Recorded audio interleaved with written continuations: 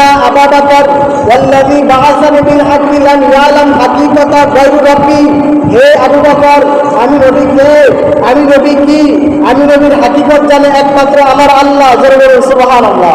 তারা কোরআনুল কারীমের সূরা কাহফের 110 নম্বর আয়াত দিয়ে মানুষদেরকে বুঝায়।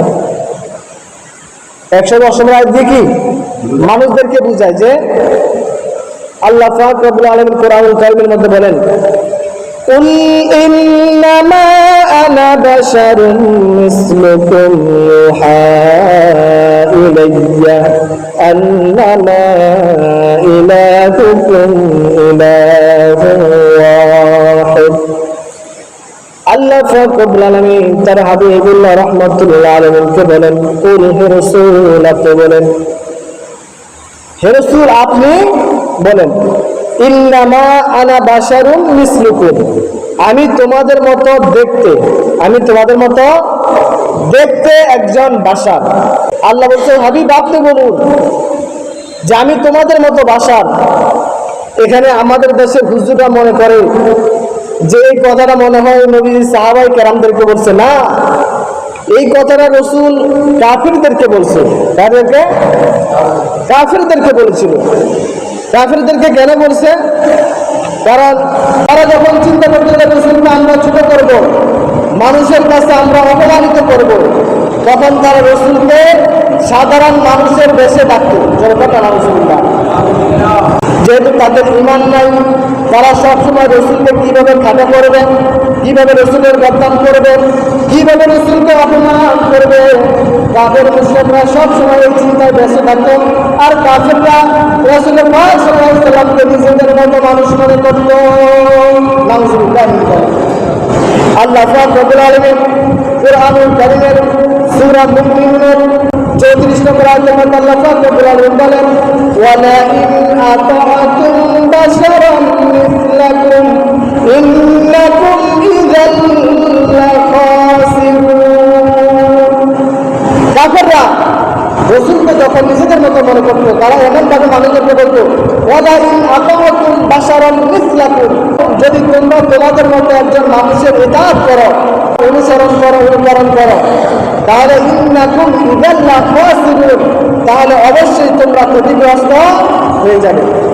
অথচ আল্লাহ পাক রব্বুল আলামিন কুরআনুল কারীমের 3 পারা সূরা আলে ইমরানের 31 নম্বর আয়াতের মধ্যে আল্লাহ পাক রব্বুল আলামিন বলেন, কুল ইন কুনতুম তুহিব্বুনাল্লাহা ফাত্তাবিউনি ইউহিব্বুকুমুল্লাহ ওয়া ইয়াগফির লাকুম যুনুবাকুম ওয়াল্লাহু গফুরুর রাহিম।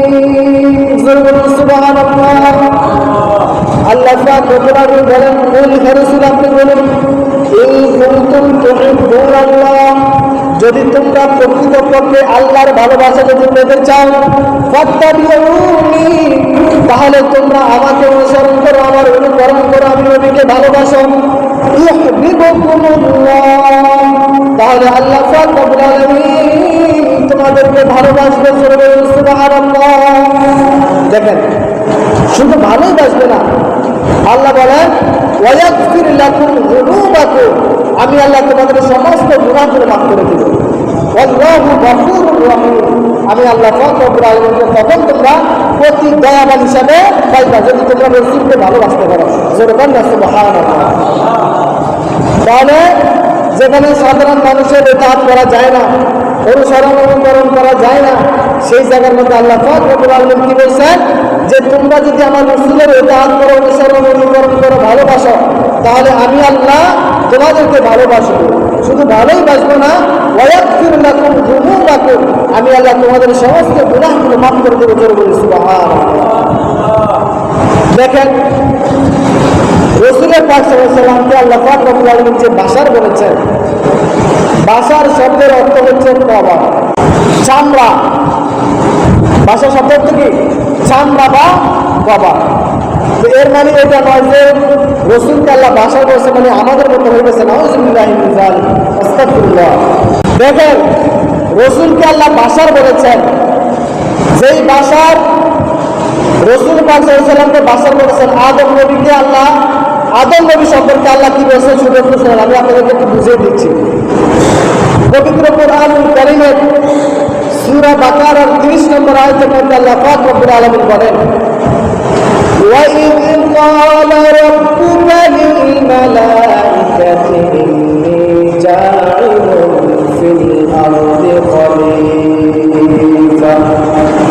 আল্লাহ পাক রব্বুল আলামিন বলেন, وَإِذْ قَالَ رَبُّكَ, যখন তোমাদের প্রভু বলেছিল, লিল মালাইকাতি, ফেরেশতাদেরকে বলেছিল, ইন্নী জাইলুন ফিল আরদি খলিফা, আমি দুনিয়ার জমিনের মধ্যে একজন প্রতিনিধি সৃষ্টি করব।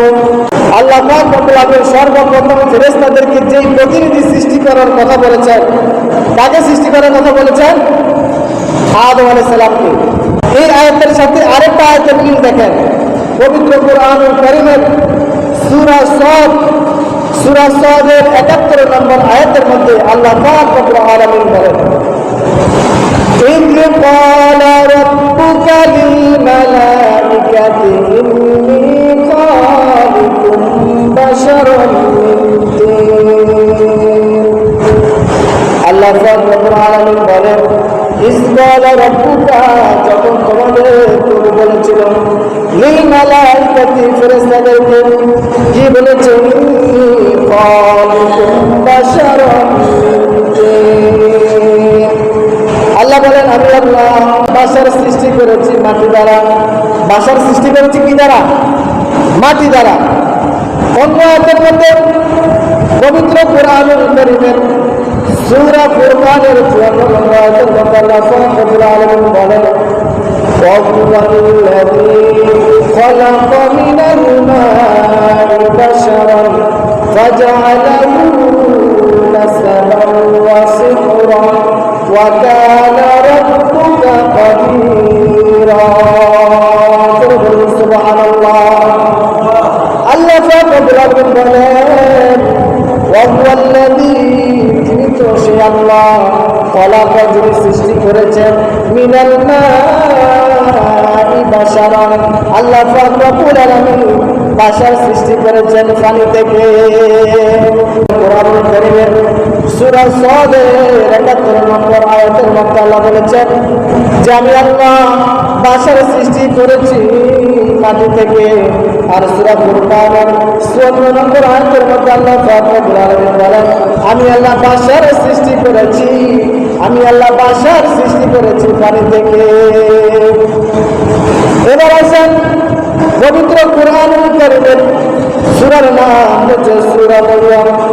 সূরা মরিয়মের ১৭ নম্বর আয়াতের মধ্যে আল্লাহ পাক রব্বুল আলামিন বলেন, ফাত্তাখাযাত মিন দুনিহিম হিজাবা ফাআরসালনা ইলাইহা রূহানা ফাতামাসসালা লাহা বাশারান সাবিয়্যা। যারা বলেন সুবহানাল্লাহ। হযরত মরিয়ম আলাইহিস সালাম, যিনি হচ্ছেন ঈসা নবীর মা, মরিয়ম আলাইহিস সালাম গোসল করতেছিলেন। এমন সময় আল্লাহ পাক রব্বুল আলামিন হযরত জিবরাইল আলাইহিস সালামকে মরিয়ম আলাইহিস সালামের কাছে পাঠিয়েছেন। হযরত মরিয়ম আলাইহিস সালাম দেখতে পাইলেন তিনি যে গোসল করতেছেন, গোসলখানার কাছে একজন সুন্দর যুবক, একবারে সুন্দর যুবক, খুব ঘন চুল, সুন্দর যুবক তার গোসলখানার কাছে দাঁড়িয়ে রয়েছে। তখন মরিয়ম আলাইহিস সালাম একটু আড়াল হলেন। কি হলেন? আড়াল হলেন, একটা পর্দা দিলেন। আল্লাহ পাক রব্বুল আলামিন বলেন, ফাত্তাখাযাত মিন দুনিহিম হিজাবা। জিবরাইল আলাইহিস সালাম যখন মরিয়ম আলাইহিস সালামের কাছে যখন গেল, তখন তিনি একটা পর্দা দিলেন, অর্থাৎ তিনি নিজেকে লুকাই ফেললেন। তারপর আল্লাহ পাক রব্বুল আলামিন বলেন, ফাআরসালনা ইলাইহা, আমি আল্লাহ তার কাছে প্রেরণ করেছি, তার কাছে পাঠিয়েছি রূহানা, রূহ দিয়ে। কি দিয়ে? রূহ দিয়ে।